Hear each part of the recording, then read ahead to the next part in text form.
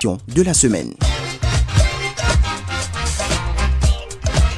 Quel souvenir vous évoque l'ancien président Émile Derlin Zissou? Le président Zissou, c'est un baobab.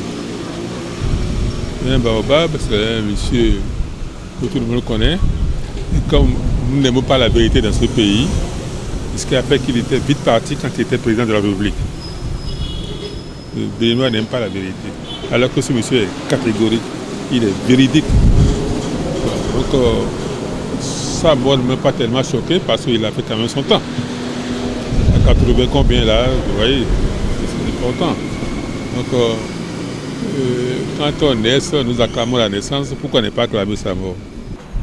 Cet homme qui a tiré sa révérence aujourd'hui, c'est un grand baobab pour le Bénin, pour l'histoire du Dahomey.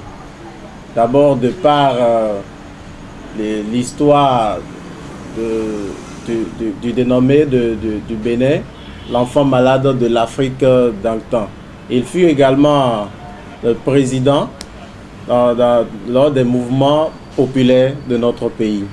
Beaucoup de jeunes comme moi n'ont pas vécu son temps, mais on a appris l'histoire comme quelqu'un qui a véritablement fait fuir nos parents dans le temps à cause de l'impôt, où c'est devenu presque une chanson, où tout le monde dit Zissou Takwe. Dès qu'on voit les gens étaient partis même rester dans des greniers pendant des jours pour fuir les tasses là même. Il fut un grand personnage de ce pays, hein, parce que c'est eux qui incarnaient le Bénin, le Dahomey d'hier, le Bénin d'aujourd'hui. Il fut un grand modèle, oui.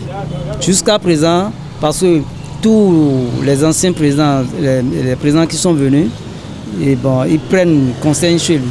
Moi, le souvenir que moi j'ai de M. Zissou, je me rappelle bien que à la fête de l'indépendance, ils sont au nombre de 3.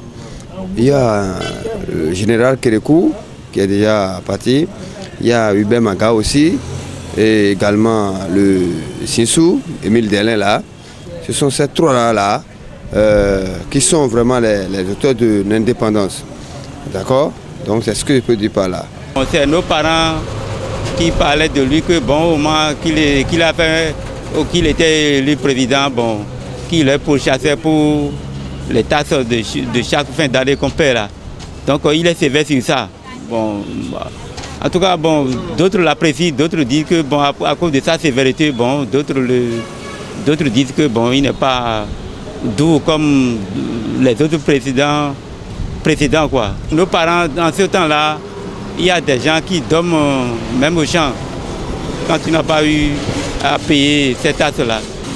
Oui, l'action qu'il a eu à poser, c'est tout à fait normal. Un peuple doit payer ses impôts. Parce que vous voyez, un peuple qui ne paie pas ses impôts, donc ça, c'est pas un peuple. C'est ça qu'il a été un peu dur dans ce domaine-là. Il a demandé, ben, écoute, payez vos impôts pour que nous construisons notre pays. Mais le Dahomey d'antan, le Béninois d'aujourd'hui, nous ne l'a pas compris et il l'a fait sauter. C'est quelqu'un, quel que soit ce qu'on dit, après, il a œuvré pour la démocratie parce qu'ils ont milité en tant que les anciens présidents, même s'ils n'étaient pas en temps d'accord que la conférence des forces vives de la nation puisse les écarter en tant que les anciens présidents. Et vous savez que c'est en son temps on parlait de monstres à 3 têtes. Parce qu'il y avait Zissou, il y avait Romanegbe et Maga qui prenaient le pays pratiquement en otage, et c'est entre les 3 là.